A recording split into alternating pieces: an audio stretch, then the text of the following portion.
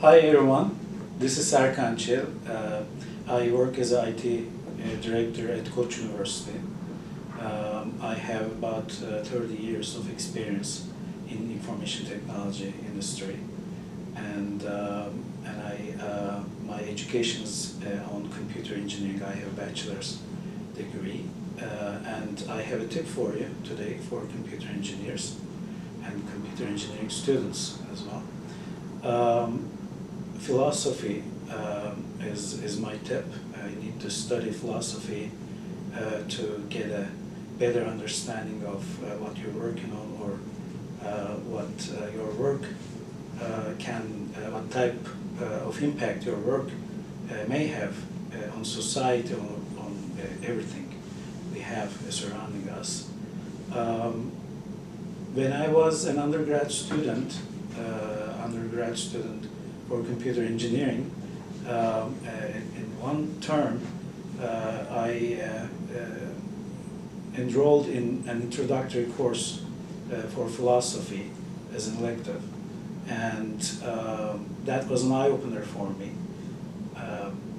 There, I started learning about how to build logical arguments, how to reason, how to understand others' perspectives, how to argue, how to understand the heart of the problems, and the critical thinking, critical reasoning, and all these concepts were part of the course. And other things that I learned about was the foundational concepts of philosophy, like self, mind, perception, idea, and the concepts. So those are very basic things, or life, or space, time. These concepts are those things that we start asking ourselves starting from childhood. And those are big questions and open-ended questions. So that got me hooked, and I took the follow-up course the next term, and that was even better for me.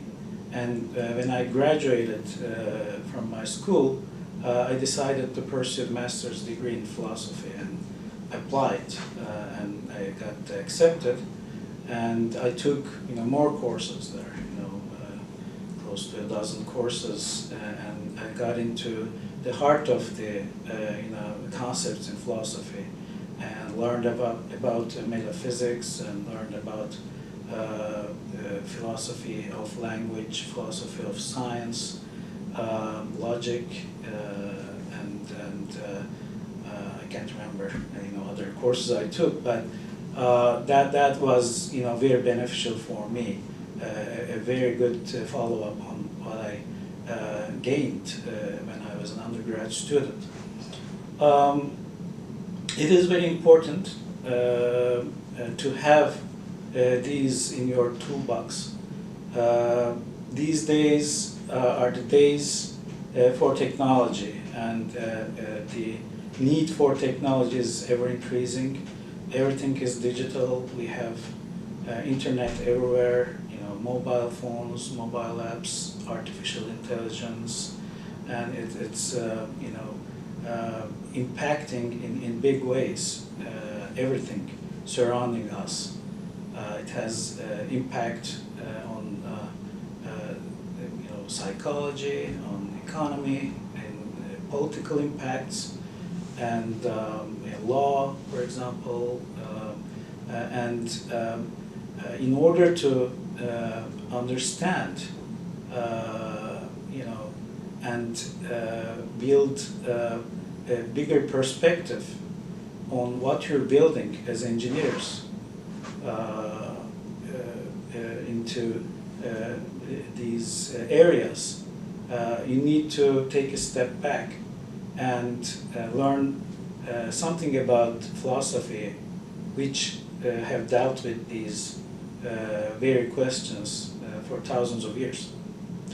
So typical philosophy is abstract, and it's not an empirical thing. So It's purely based on logical reasoning, rational thinking, and this has a lot of parallels with computer science, because computer science is based on mathematics and symbolic logic, and we build software or hardware utilizing these concepts, and so it shouldn't be a stranger to you when you start working on philosophy. And more on that, when you work with philosophy, when you study philosophy or read philosophy, you learn about the very concepts of philosophy, like metaphysics, the concept of mind, self, intelligence, and which are argued these days in the artificial intelligence concept. And you learn about epistemology, and you learn about what knowledge is, what is belief, and what is the difference between the two. Or you learn about ethics, so what's good and bad, for example. Or aesthetics, and you learn about how to define beautiful or ugly. So and you can transform these concepts into your products as engineers. So what's a good program? What is can a program be beautiful, for example? Can an algorithm be beautiful? Or what's the ethical impact of your product with an AI? Let's take, for example, self-driving cars. So if this car happens to be in an accident, who's guilty? Is the programmer guilty, or the company that produces this car, or the car? Is the car guilty here? So these are big questions.